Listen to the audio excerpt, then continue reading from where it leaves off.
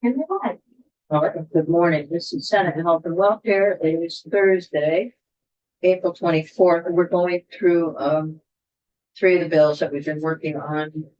And then we're also looking at a bill that's come back to us from the House, S18 on the birthing centers. So we're going to begin with H482, which is an act relating to Mountain Care Board Authority to adjust the hospital's reimbursement rates and to appoint a hospital observer. So that this is a bill that has received a lot of attention. And Jen, why don't we have you come up and here's the goal today. I know keep receiving information from people who are very concerned about specific sections of the bill. If the hospital association said something, and I'm not sure that it's posted yet. Is it posted yet? We got some, anyway, when we get your information, we'll post it with a bill. And then we'll look at what you have to say. I know there are differences of opinion about how far the bill should go and how long the bill should stay alive, how long the statutory provision should be in place. Our goal is not to lose sight of the need for some emergency response to, in this case, a particular case, loss of Blue Cross and Blue Shield, plus the solvency issue related to higher earnings than one of UPM network. So we don't want to lose sight of that. At the same time, we want to make sure that we have the appropriate guardrails and information in place, so that we're not, and the board, really, the regulatory entity, is not stepping outside of what might be necessary to accomplish the goals that are in the bill. So, Jen, I think what we'll do is if we could we each have a copy of the bill. I've somehow lost all my written notes on this thing. It disappeared completely from my desk. But I do have a lot of those notes in my head and in my head. So I thought what we would do would be to go through the bill and look at some of the critical areas that we've heard about. I don't know that you can point all of them out to us, but it would be helpful. And then we'll have committee members. This is our opportunity as a committee to ask questions of Jen. But then as we move along, we might consider asking questions of the circle around the room, because I know all the interested parties are here, and that's important. So, okay, so let's do that. Good morning, Jen Carvey from the Office of Legislative Counsel. I will put the bill as passed by the House on the screen. Not made any changes to it yet. That's our goal here today. So this is an act relating to Green Mountain Care Board authority to adjust a hospital's reimbursement rates and to appoint a hospital observer. Section 1 adds a provision in Title 18 in the chapter on the Green Mountain Care Board on reduction or reallocation of reimbursement rates and risks to health insurer solvency. It starts out with definition. First, hospital has the same meaning as in this case, we're tying it to the certificate of need statutes just for a reference, and a hospital network. And we had looked at the same language in S126. Means a system comprising 2 or more affiliated hospitals that may include other healthcare professionals and facilities that derives 50% or more of its operating revenue at the consolidated network level from Vermont hospitals, and in which the affiliated hospitals deliver healthcare services in a coordinated manner using an integrated financial and governance structure. So those are our definitions. In subsection B, if the Green Mountain Care Board determines, after consulting with the Commissioner of PFR, that a domestic health insurer faces an acute and immediate threat to its solvency because its risk-based capital level has triggered a regulatory action level event pursuant to a defined statutory provision, the board may order a reduction of the insurer's reimbursement rates to 1 or more Vermont hospitals as set forth in subsection C, until such time as the amount of the insurer's risk-based capital exceeds the company action level risk-based capital threshold defined in statute. So these are 2 different levels of risk-based capital. The board shall only order a reduction in the reimbursement rates to a hospital that meets one or both of these specified criteria. A, the hospital has more than 135 days cash on hand and had a positive operating margin in the previous fiscal year. Or the hospital is a member of a hospital network that, at the consolidated network level, has more than 135 days cash on hand or had a positive operating margin in the previous fiscal year, or both.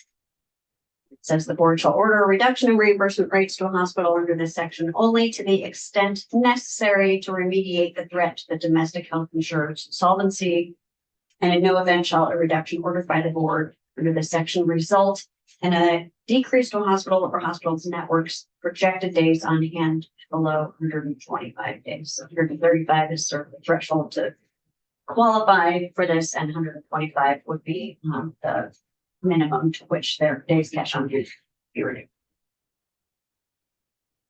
You want to stop here or keep going and discuss this one, or keep going? Stop here. Any questions on this? I know that there were some suggestions about changing time and changing RBC. I think there are a number of Yeah. potential suggestions from stakeholders. Yes, yeah.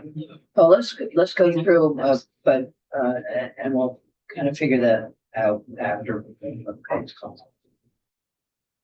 Section 2 amends the Green Mountain Care Board Hospital. Did you have a question, sir? No, I was just wondering if anyone from the Green Mountain. Susan. Okay. All right, section 2 amends the Green Mountain Care Board's budget, hospital budget review statute in a couple of ways. First, as far as individual hospital budgets established under this section, it modifies an existing requirement that they reflect budget performances from prior years, and instead requires that they reconcile any significant deviation in revenue during the previous fiscal year in excess of the budget established for the hospital pursuant to the section, using a methodology established by the board, kind of a truing up. In this case, what does reconcile mean? What's the context of reconcile in the statute?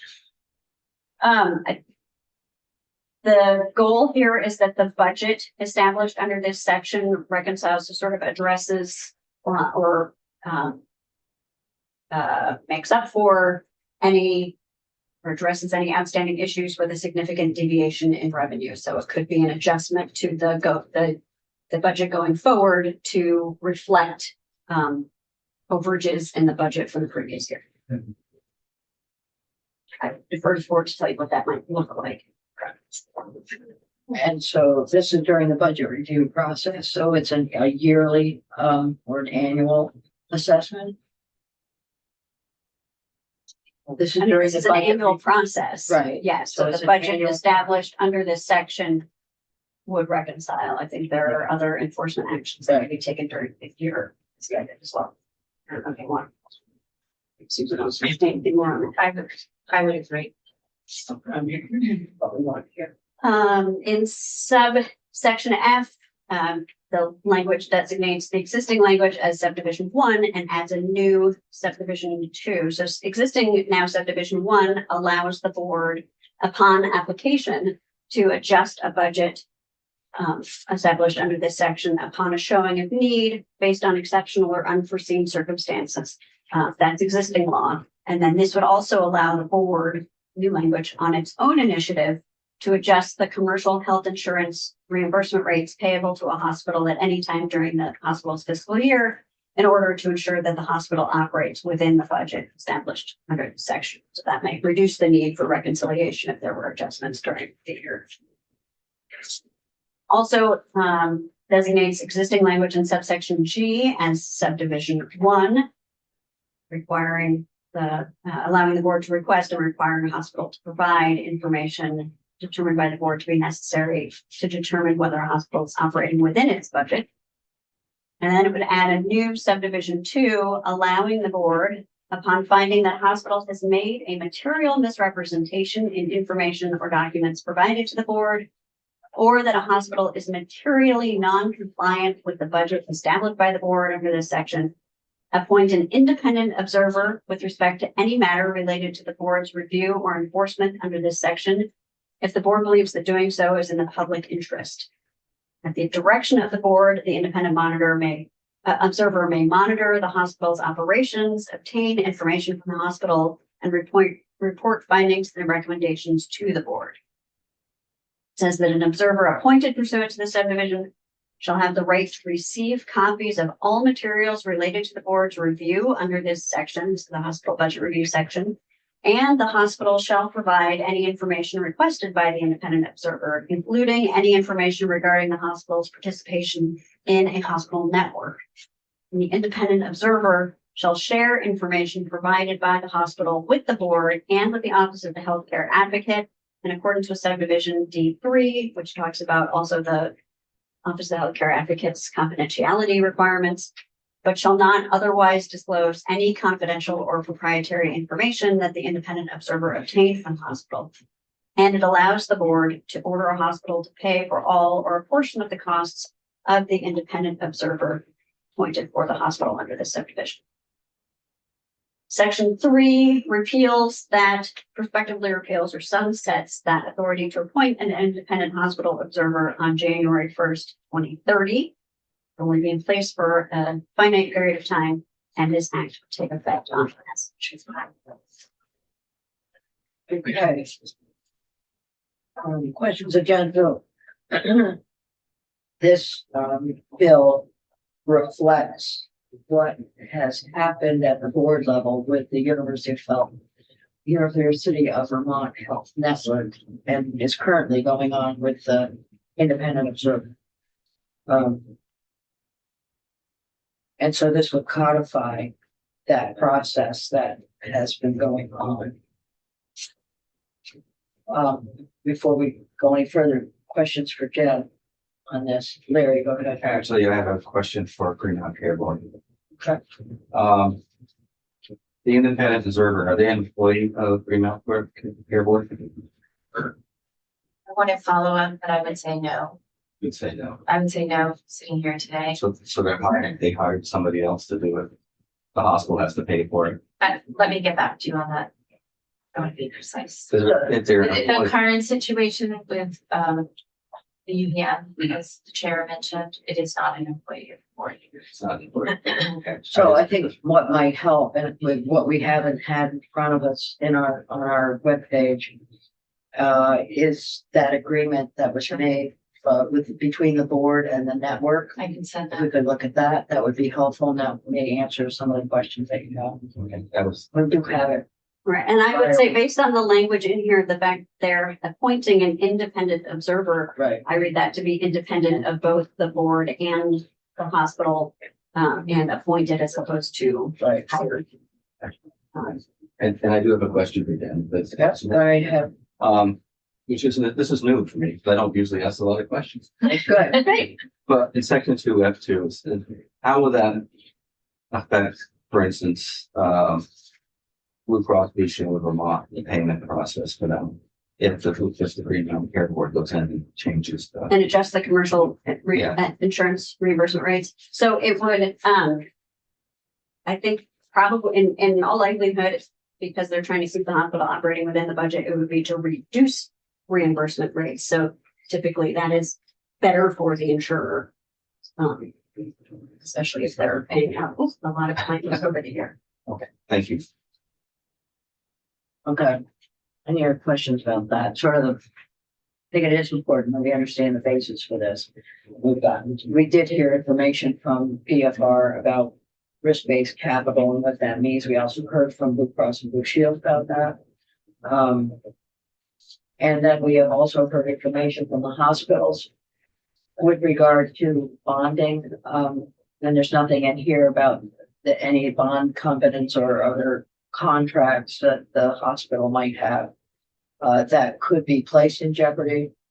And I know Jen, you've been looking into that a little bit. Yeah, I mean, I think there could be room to put in language if the committee wanted that would direct the board to consider the impact of any of these changes on the hospital's financial obligations. I think there's sort of a, there's a bit of a balance there between not risking any existing arrangements or agreements that they're under, but also allowing for some flexibility in what gets entered into in the future. And also reflecting the realities of what is happening in the state. And there may be some need to, whether actions that are being taken may reduce the attractiveness of a particular entity for future investments versus what's going on in the state at the moment that needs to be addressed financially. I think there is some balancing that the board may need to do there. Okay, it just brings up a whole lot of things as you're talking, because could the board, for example, based on the information they received from the independent observer, bind the hospital network from participating in specific types of contracts going forward? I mean, if they were looking at, yes, No, sorry, I was saying flying visitor. oh, is that fine? I found one today too. I mean, the observer at this point is really just looking at operations and making recommendations to the board, whether the board would carry out certain regulatory actions in the future as part of their hospital budget setting process. I think that's possible, but the observer themselves, I don't believe has. No, the observer wouldn't, but may, upon recommendation to the board, might, just thinking, you always fantasize about what possibilities are. Senator Cox. I think we can go off on all kinds of tangents about possible Yeah, future scenarios. We're doing this in response to a present scenario, emergency. and it's an emergency. I think we can assume that the Green Mountain Care Board doesn't want to put any hospital out of business. And that if they have bonds, they have debt, that's figured in to this year's budget. What this is responding to is your revenues came in way more than your budget was supposed to. And the question is why and what do we do with it? And to me, we're looking at a public good, which is the affordability of health insurance. And if hospitals are making a whole lot more money than they're supposed to, and the insurance companies are paying that, then the public is paying that. And there is a public interest in keeping the insurance company solvent. This is all assuming no mismanagement. I'm going to have to trust DFR and the Green Mountain Care Board to also monitor that. But I don't think anyone, I think if we're going to have a Green Mountain Care Board, then we should be clear in what we want them to do and then trust them to do their job. If we don't trust them to do their job, then we should get rid of them and do something else. But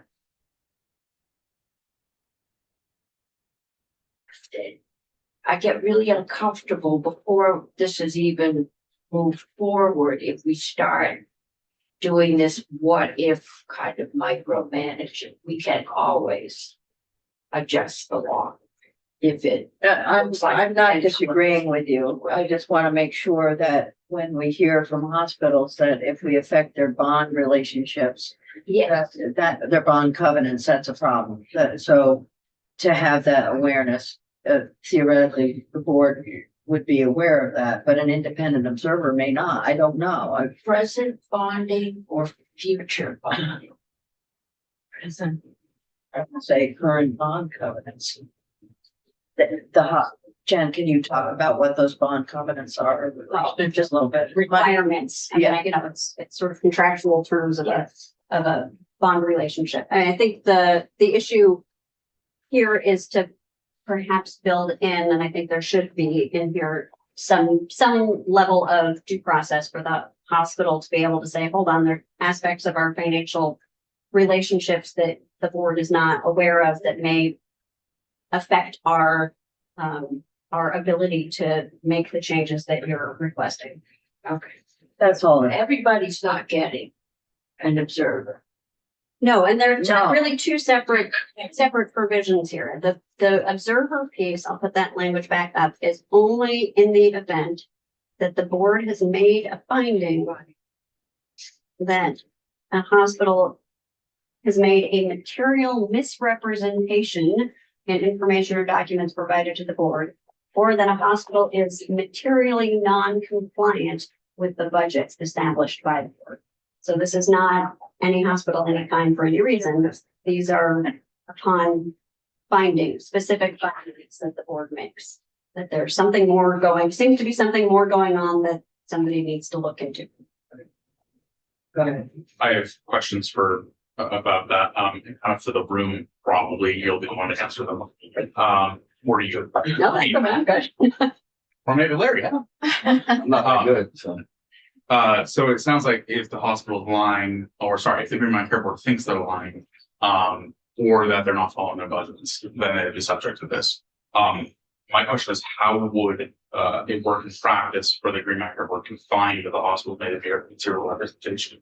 So how would that work in practice? Is the Green Mountain Care Board just, they think that the hospital is lying? I don't know. That's Susan Barrett, Executive Director of the Green Mountain Care Board. I think it goes back to Jen just talking about the due process and the process that we would undertake and have undertaken throughout the budget and process and all of our work, that it's transparent, that it's public, that it follows the statute. I would look to the words on the statute page to determine how the board would determine that question. Let's ask this question. How did it happen this time?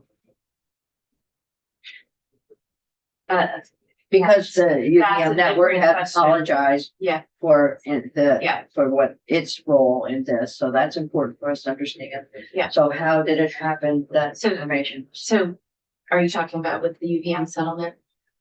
Yeah. How did the board learn that there was a problem this time?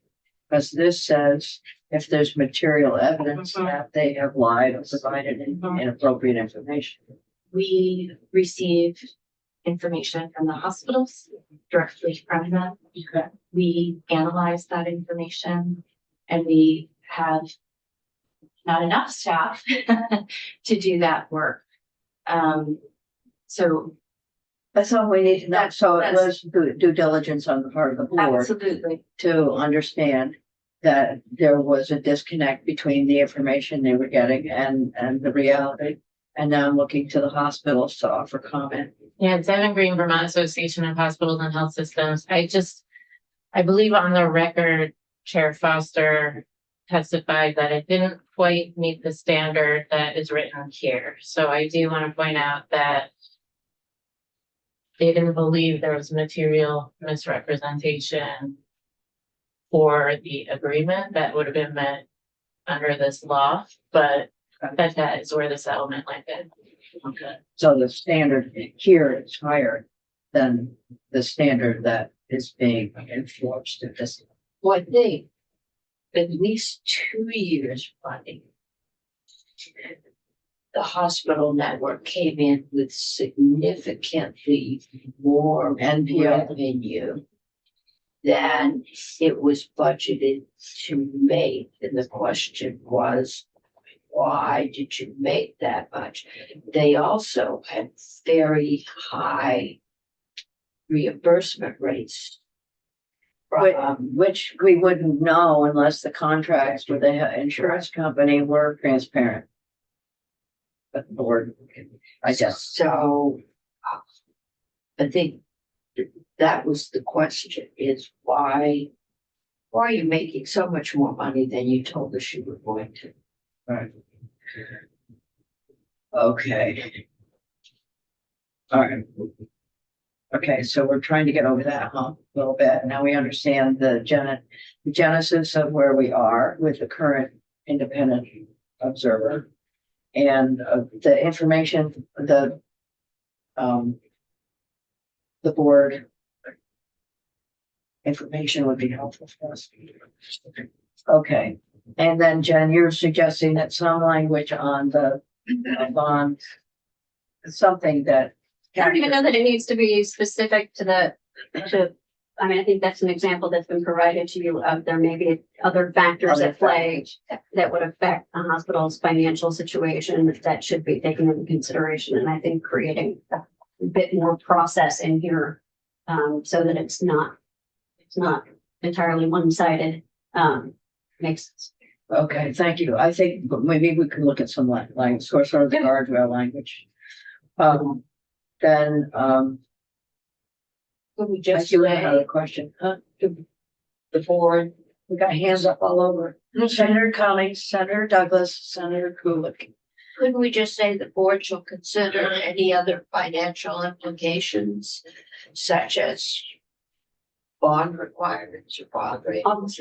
I'll talk to the board Yeah, Yeah, about yeah, what. we've got some feel like we language. do that. I think this is a tricky area of law that I don't think is our expertise, but it's your. I know having an observer Yeah, would not sit well with Wall Street.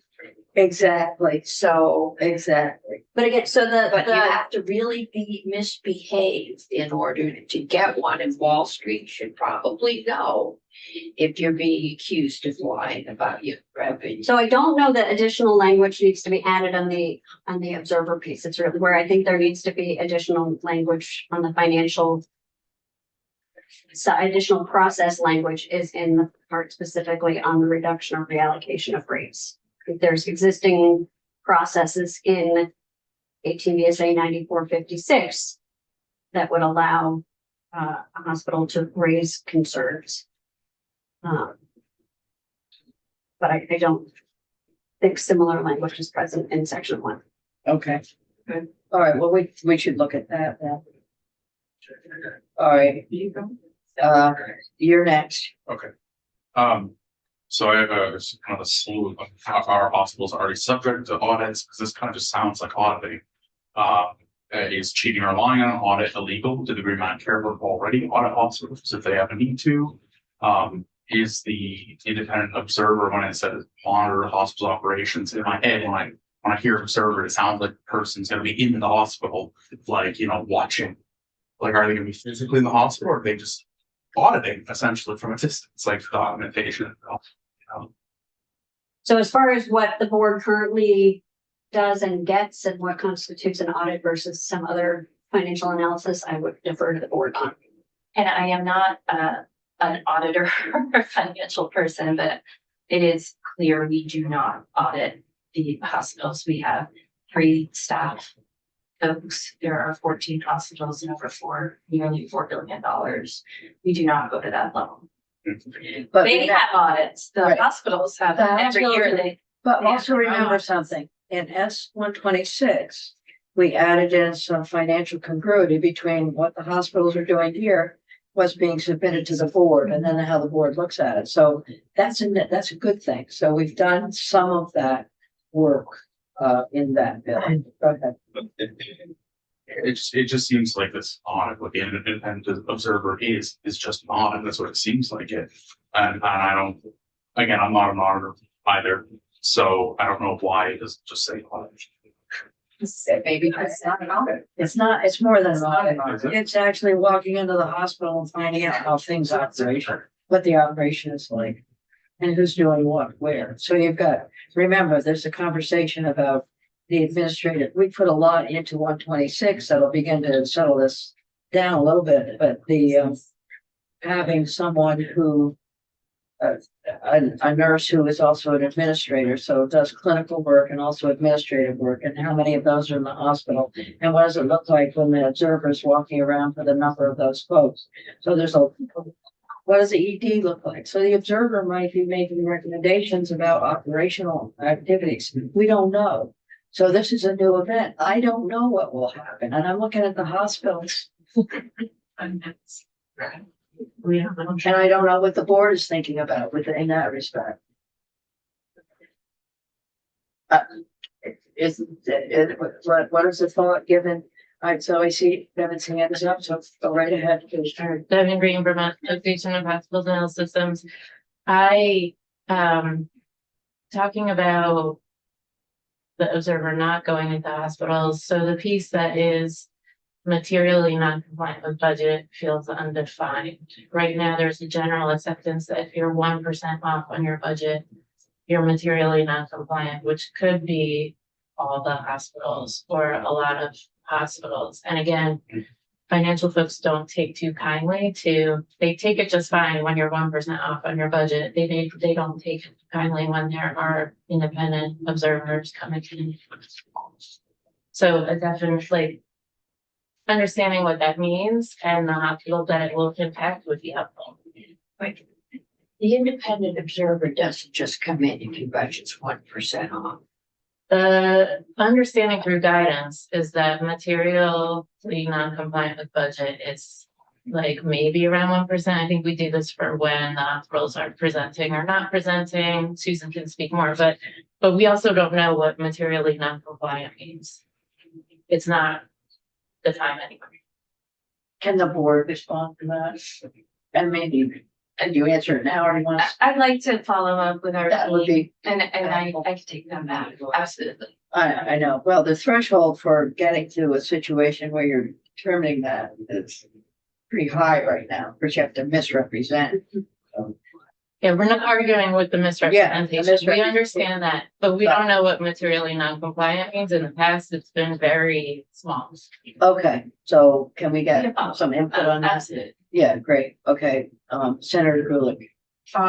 Thank you for following up on things. I mean, time is running short, so I'm a little concerned about timing. I am interested to see what language we're contemplating because, you know, I'm hearing that financial people don't like observers. Financial people also don't like a healthcare system that is broken and a state that doesn't have an insurer. So, you know, I really appreciated the presentation that we saw yesterday. I feel like I've heard that same presentation 3 or 4 times. So it's been driven home to me that this is a crisis that has been around or it's been brewing since 2018. And it's time to do something different. It's time to take bold action. And I really appreciate this bill because it seems to want to take some bold action. So I will be thankful to see what the language is that we come up with to make more, you know, clear what this observer is about and what he or she is doing. But if you can illuminate anything right now, that would be helpful too. What are we contemplating adding to this, or are we contemplating? Well, we just only did all we've done so far. Yeah, so I don't have any direction. Okay, At this great. point. We're just I about to go suggested adding the on process into cover section 1. sheets. That's anything else. Got it. I have 2 questions, so. that we can talk. And I know Senator Douglas, if they had more, or didn't answer all your questions. No, I think all my questions were answered, but we'll get back to it. I do have a language suggestion for whenever we're going to be talking about that. Well, this is a good time to go ahead and suggest language. So, we all saw Tom Franks from North Country Hospital yesterday, give his presentation. They're doing a great job up there. They had some issues with their electronic medical records and it's costing a lot of money. And when you look at their books overall, they're doing fairly well. And as he said, they're kind of like the outpost in the wilderness. And so, my suggestion for H2, because a lot of the critical access hospitals aren't called critical access for a reason. It's because there's not other access to healthcare in the area unless you're doing primary care or you can somehow afford some other kind of care. So my suggestion is A, B, add a C under right above section 2. To say that the hospital is not a critical access hospital. So if they are a critical access hospital, they wouldn't be covered under section C1. Just because I know North Country, they have a good amount of cash on hand, and that's because they're really frugal and they're careful with their finances. And it enables them, like you said yesterday, to buy down some of their debt and release some of their interest payments. So they're good with the cash in hand that they have, and I don't see that as a symptom of them charging too much or a symptom of them. Or have they materially misrepresented? Nope, different section. I'm kidding. And again, they're called critical access for a reason, and anything that we can do, anything that we do, or that the board does to, I don't want to say mess with, but for use of that word, mess with their budgets or their operations. I don't want to accidentally kick one of them over the cliff and make them lose services and cut things. Called critical access for a reason. And in my area, North Country, like supporting and protecting North Country, and VRH and Cobley is like my biggest priorities. So anything you can do for the critical access. So let's ask the question about what are the consequences of taking critical access hospitals out of this equation. And I'm looking at the board to come back with a comment. I know that Ellen Foster was very positive about this bill completely and totally. Is there any, I can listen, I can take that. huh? Who isn't a critical access? Rutland, Rutland, Northwestern, Northwestern, Union, Center, Central Vermont, Brattleboro, right? Benny Brattleboro Memorial Hospital, Yeah, and Right. did you say South? and at Southwestern Vermont. Right, so Five. take out- Six or not? Eight are Are. critical access. 8 are, So six, and 6 are not, but one is. are not. quarter. Yeah, and under 50 minutes. Sounds right. No, if I'm in a Central critical Vermont. access hospital, UVM, Northwestern, Brattleboro. What about St. Johnsbury? There's critical They're access, critical and Borders critical And access. Parker's Crew, too. I mean, okay, so I only got Yeah. five. Gibbons. Differ's little. Southwestern Oh, Vermont. Sarah, you're helping. Central Vermont. I can't help you with the list of hospitals. That's what we want. Oh, that's what we want. That's what we want. I just would like to make a statement if that's okay. Not right now. Okay. We're not there yet. Okay. So Sam, Okay. Yeah. So I would probably add it slightly differently, just so don't So get never mind. wedded Ignore aware. what I've written. Right, I would probably add it right in the beginning of C1, to a hospital that is not a critical access hospital, and Right. that meets one of them. Okay. That's why you're the lawyer. Well, that is, Are we saying that a critical access hospital can lie about it? no, Why? no, different sections, different sections. We're only talking about section 1 here, where the board could, if there's a domestic insurer facing acute and immediate threat to its solvency, reduce the reimbursement rates to a hospital for a period of time only necessary to remediate the threat to the domestic health insurer solvency. This has nothing to do with whether people were honest, dishonest. Okay. It has to do with whether the but if hospital that- has more, fits the criteria of, I think we're talking about critical access hospitals. We're mostly talking about those that would be in A. The only porter is a member of a hospital network. So a hospital that has more than 135 days cash on hand and had a positive operating margin in the previous fiscal year. But if the insurance company goes under, North Country goes broke. I mean, that's the balance we're striking here. Of We have course. one insurer. Yeah. If that insurer goes under, then all the hospitals are going under with it. You got it. Oh, I don't know, actually, if that's necessarily true. Tom did mention that I think it was 16% of their payer mix. It's Blue Cross Blue Shield, and of that 60%, a good portion of it's Blue Cross from out of state. The majority of their payer mix is coming from Medicaid, Medicare, 6% from commercial, and then 6% Trust from. on Medicaid this year either. Oh, the right, then 16 Medicaid Advantage, I think. Yeah, so. But I get your point. Oh, wait, Sarah's getting ready to say something. I was holding, so we I wanted to finish our conversation, and I know you want to speak, so I'm not turning you off. Go ahead. Thank you. Sarah Teachout with Blue Cross and Blue Shield of Vermont. This section is triggered when our finances are extremely unstable. I guess I'll put it that way. And what it does is it does not give cash to Blue Cross and Blue Shield of Vermont. All it does is reduce the amount that we have to pay out on behalf of our members. So it's not an infusion of cash to the organization in any way. So even, and then I guess I'd like to address the hospitals that don't have a huge percentage of their commercial payer mix. And this idea that somehow it's not Vermont residents who are covered by non-Blue Cross Blue Shield Vermont plans. Right. So 11% overall of our statewide claims are for Blues coverage that isn't Blue Cross and Blue Shield of Vermont. We have a large number of Vermont residents who are covered under other states' Blues plans because the headquarters of their employer is in a different state. So, like, for example, Hyatt Hotels is headquartered in Illinois. So HCSC is the Blue plan that covers those Vermont residents who live here in the state of Vermont. We estimate there's between 50 and 60,000 Vermonters, people who live in this state, with out-of-state Blues coverage. So they are Vermont residents. They are paying, the claims here in the state of Vermont. And they're paying exceptionally high rates for care. So it's not Yeah, it's hard. non-Vermont. It's complicated. Yeah, there are people who travel here for care, but Got it, thank the you. majority are Vermont residents. So in terms of the comment or the request or the suggestion that Senator Douglas has made, I think you're severely limiting the options of the Green Mountain Care Board to only a few hospitals. I don't know what the circumstances would be, but I think they would be pretty dire to trigger this part of the statute. and we'll hear back from the board and those in the hospitals. We'll hear back.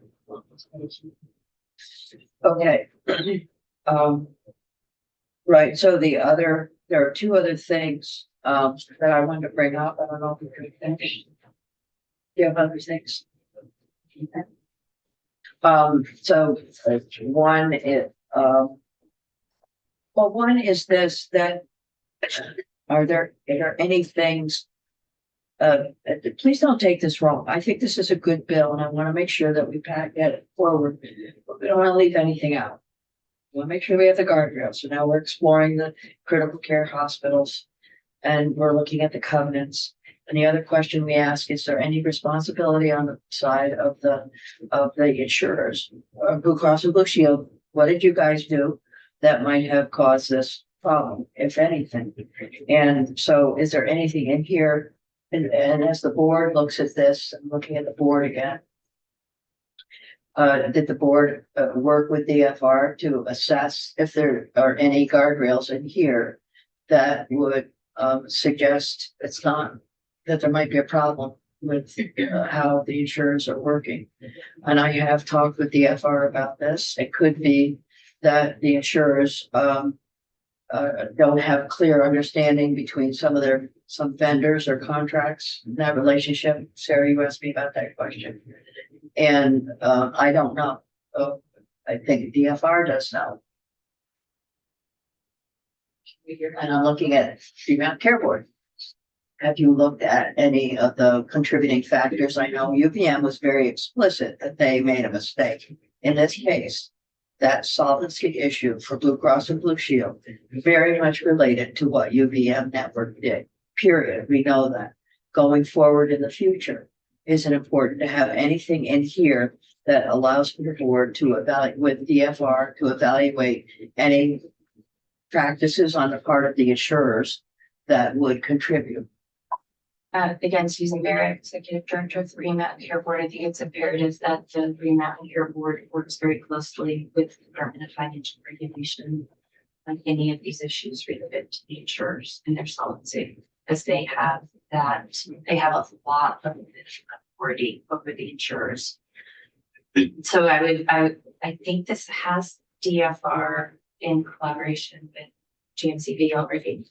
I can't hear you. Sorry. I'm coming down from cold too, I think, or allergies. I believe there is language with DFR in this bill, and I may be confusing it with the estimate. I mean, That would be. has the board, after consultation with DFR, determined that the risk to the insurer, that there is this significant risk to the insurer's solvency. Where's that? What one is that? That is right on the first page. After yeah. the definition, Got if it. the Green Mountain Care Board determines after consultation with the Commissioner of Financial Regulation that there is this acute and immediate threat to the solvency of a domestic health insurance. Okay, so we're good with that. And each of the board has to approve the insurance company's rates every year. They've asked for increases in their reserves and haven't gotten it.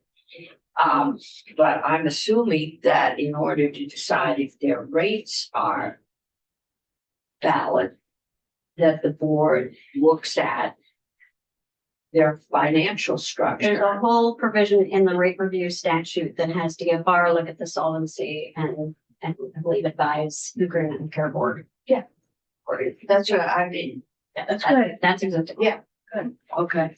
And then, I'm gonna make a comment after Sarah. Go ahead, Sarah. Thank you. Sarah Teachout with Blue Cross and Blue Shield of Vermont. I wish DFR was here in the room because we are already under their direct supervision. Yes. So our financial teams are meeting with the Department of Financial. We've already triggered a bunch of the events. If you look in the statute Title 8, there's company action level event, regulatory action level event, authorized control action level event, and then mandatory control action level events.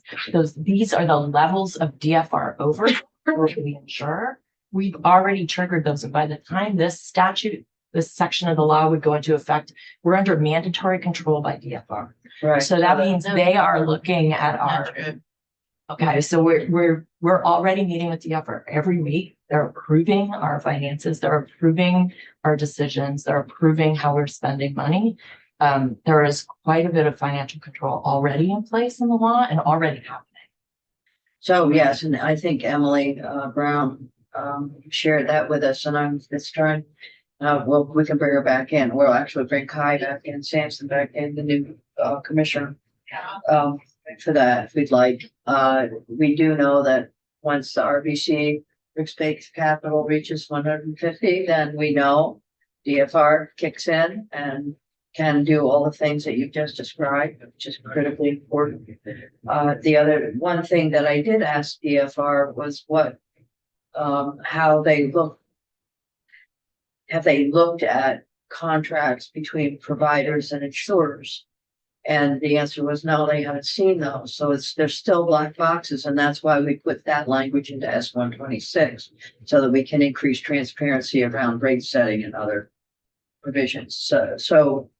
But the answer, I've asked the question, is there anything more we need here to add guardrails regarding any insurance issues with the board? We'll hear back from the board. We know that there's statute already relating to this. I'm gonna be thorough with this. I know I'm upsetting to some people, tough. That's like, sorry, I don't feel well enough to be good about it. Okay. My other question is, we heard from the network that 135 days cash on hand. Nobody likes a network, but we did hear from them, and it's important to hear from them. This directly affects them going forward, as well as other hospitals. That 135 days cash on hand is insufficient. National data indicates 170 days cash on hand is appropriate. Question about that, committee. I mean, you look at this is something we hear from the hospitals. I just know what other hospitals feel about this. We've heard from the network.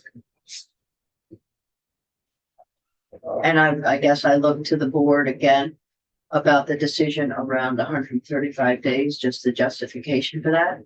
I know that the board is very supportive of the bill, but we probably need to know the reason for that. Can we hear from someone to shed light on that? I would just ask for that question. But I mean, maybe is there someone else who could speak to it? Well, the hospitals, I've never heard that we before. could hear from the healthcare advocate.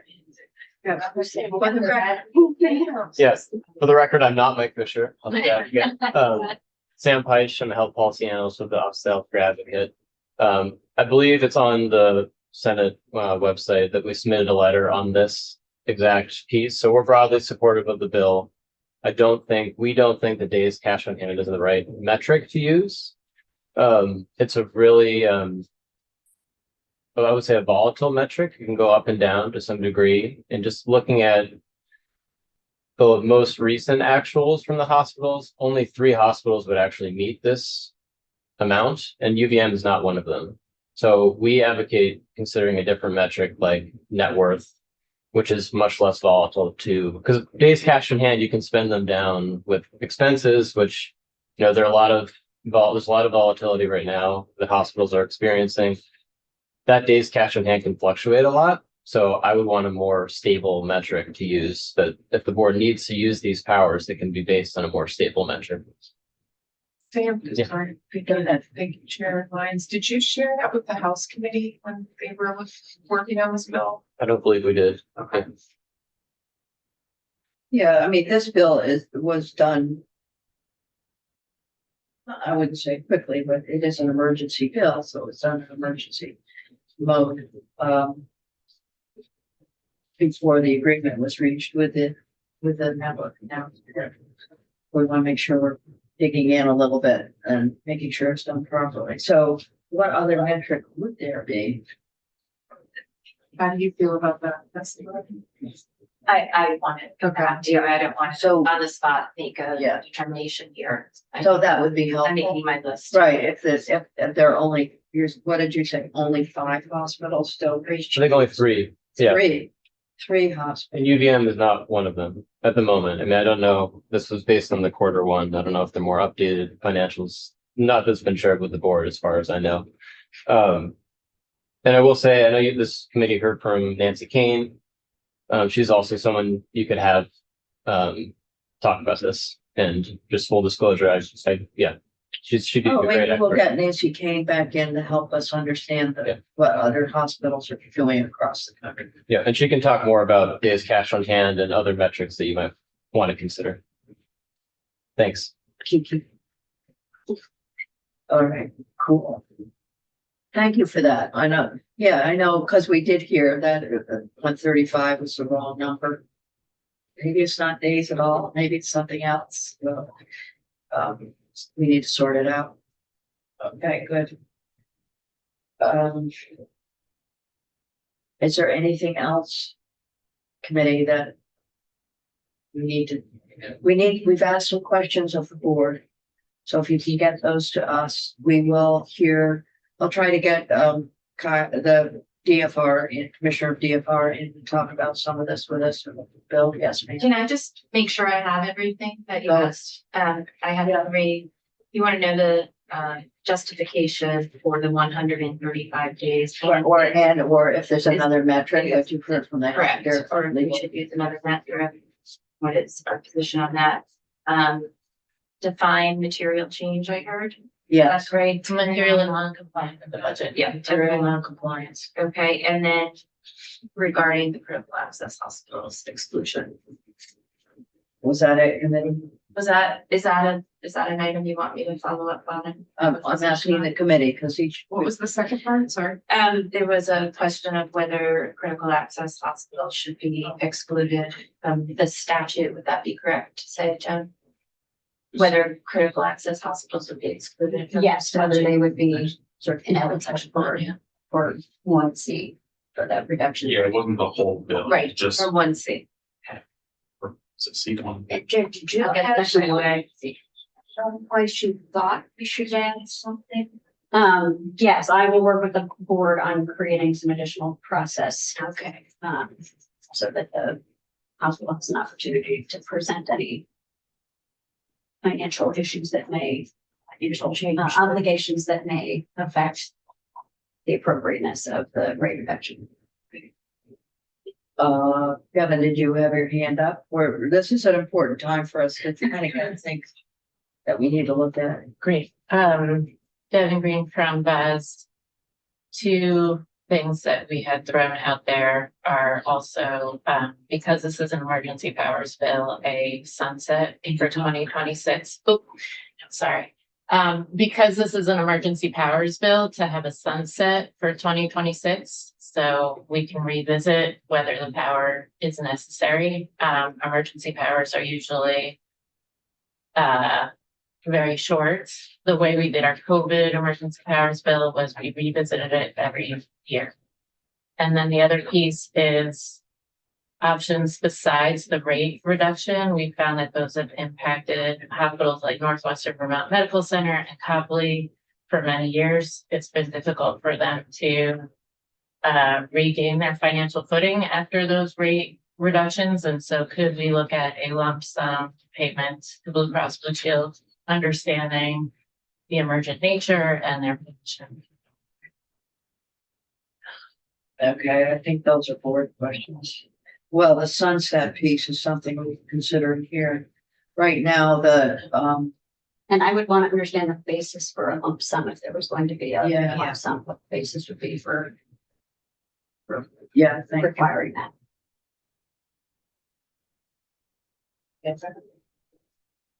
Sure, and I could, just say 2026, that would be a year from now, it would sunset. I don't see an appetite for that. We are in this emergency, and I think that we won't be out of it by then. I hope we are, but I think that's We have a very short time frame. I will get an official response for you. And then the lump sum versus the rate reduction. I'd have the first, then again, I will confer with our team and get a formal position, but it doesn't seem like that would have the impact that this emergency bill is looking at, but let me take that one back too. Seems more of like a Band-Aid as opposed to getting to the root cause of the issue. Well, okay, well, bring back your response. Yeah, could be. And then, yeah, we don't want Blue Cross and Blue Shield to disappear. That's the basis for the emergency. We also don't want Vermonters paying the highest insurance rates in the country. Hello. And that's, but I still want to know why our exchange costs twice as much as Maine that has a similar demographic. I think we need to look at that. $44,000 a year for a family plan more than many Vermonters making here. And we need to look at it. So keep your fingers crossed, maybe 126. It does take time. This is a big vote. It's not gonna turn quickly. And this, in the emergency situation, we can get some response, but it's gonna change everything.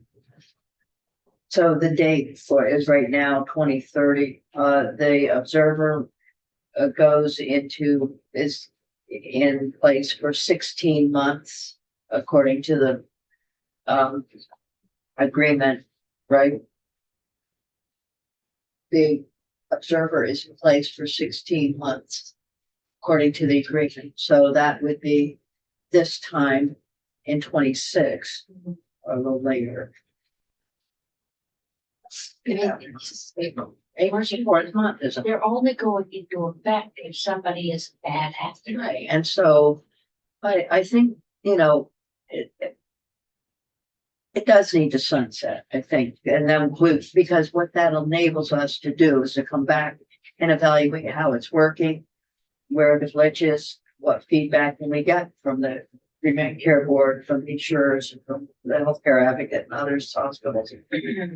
So think about that date, folks, and when do you think we should be reevaluating this? So that's the question. Sunsets in 5 years, right? That's the, Well, right now that's it's the 20. observer piece. Huh? That's just The the observer observer piece. piece. Right, I think what you're being asked to consider sunsetting is the reimburse, the Right. section 1. Everything else is there, but the observer. Look at all of it, and I think you need time for the observer to go away to see if the bad behavior returns once the parent isn't there watching. Yeah. I mean, Yeah, I behave well because there's somebody looking over my shoulder. If the minute that parent person goes away, the bad behavior returns, and there's no law that says the parent person can go back, then we're back here doing this over. I mean, Yeah. Yeah, to spin it a different way, if you're doing everything above board and doing everything correctly, why are you afraid of scrutiny? Like scrutiny should be welcome. You know, hey, let's see what we've done. Let's, you know, I don't see why we need to be fearful. Okay.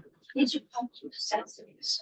All right, so 482, we've gone through it, I think, fairly carefully. We'll come back to it. We'll hear from Nancy Kane. We'll get a response from the Green Mountain Care Board on those questions. We'll see if, what we can learn from DFR. So we've got those three folks coming in for testimony, and the hospitals and the insurance companies and the healthcare advocate will be right here with us. So we can do it, we can do it. Okay, that's good. So I think we're gonna work this way on this bill.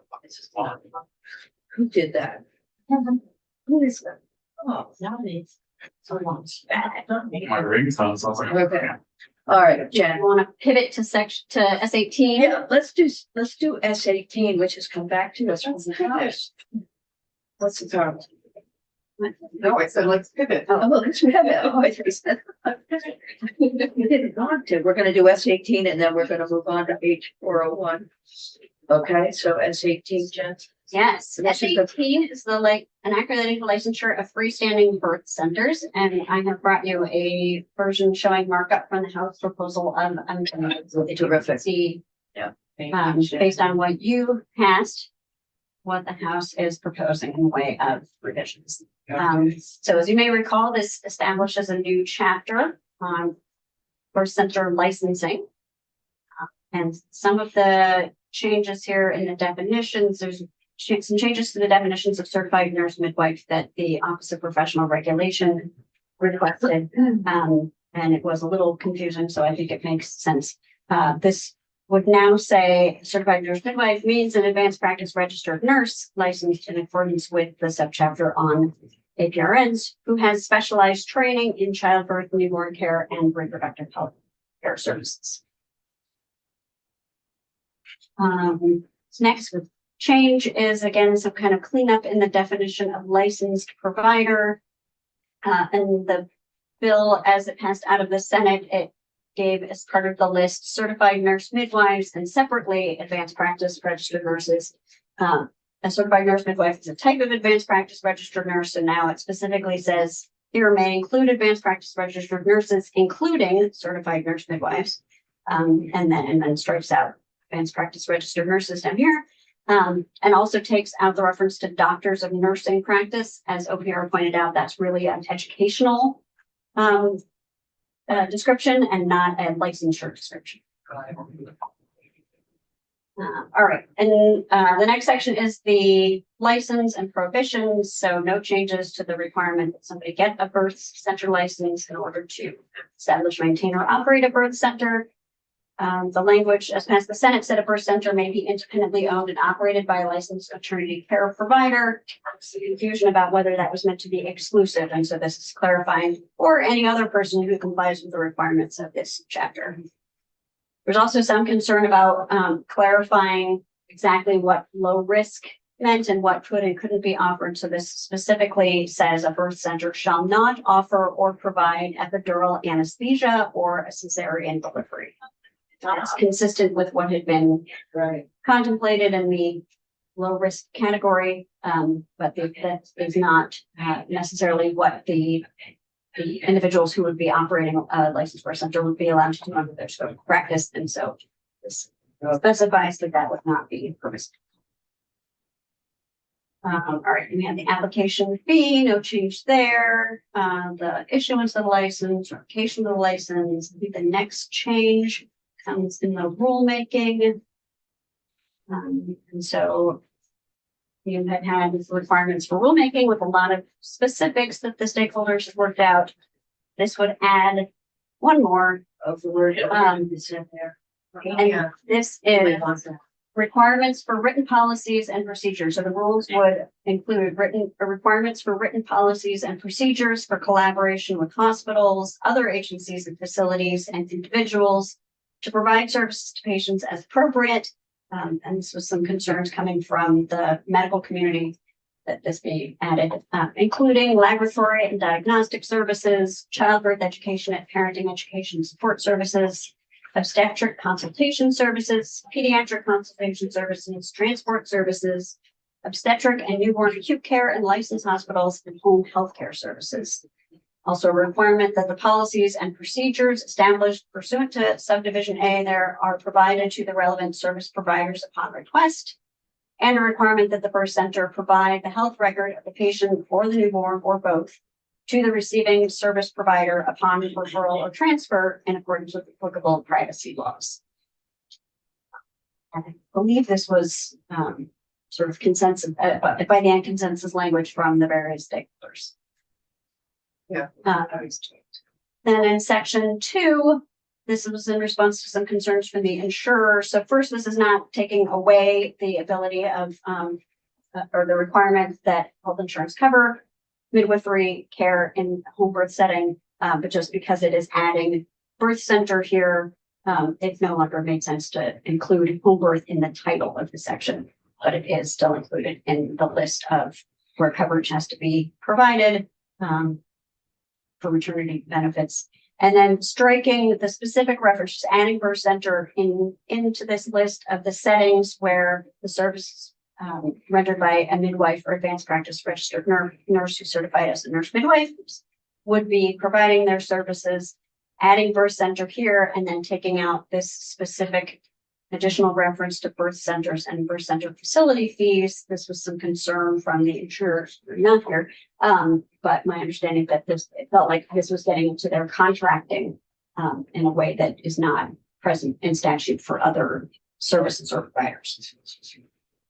Section 3 is maintaining the exclusion for from the certificate of need laws, but moving where it is. So there had been a request from the Green Mountain Care Board that it not be added. I had added it on to the physician offices, and they said we've been trying to keep these concepts separate. Could you make it its own? So yes, and now it would just be its own standalone. Excluded from this subchapter on certificate of need are birth centers.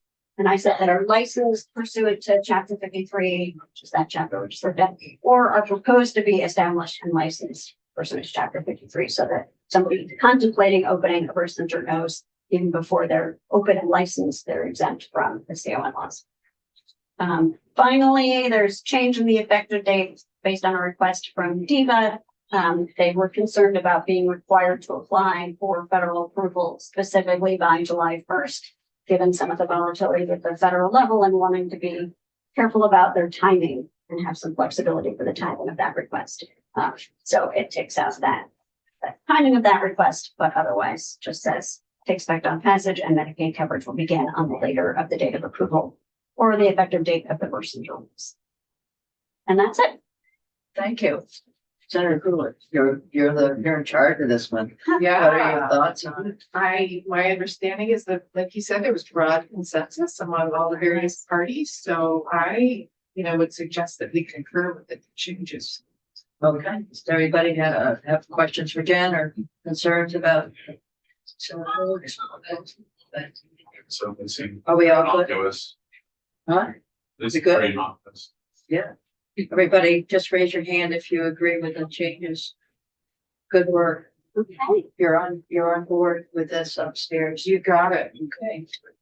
When would that be, do we think? But today, I mean, it's. Oh, right. it was yesterday. Yesterday. Yesterday, and I had passed over, so we That's right. did it, right? Remember? Okay. So my suggestion, take that yellow mark sheet up with you and just talk briefly about the agreements and the Will so, do. yeah. All right. It's right. And I'm happy to do it if you want, but I can't talk. So do that. Thank you. Thank you, Senator, and thank you, Jen. Sure. Good work. Nicely on time. Yeah, you feel better. You can private that up with the colors. Thanks, Katie. Yeah, like I don't know if there's any introduced notes. No, so you should. Hi, how are you? Beautiful wedding. Would you mind if we took 5 minutes? That would be amazing.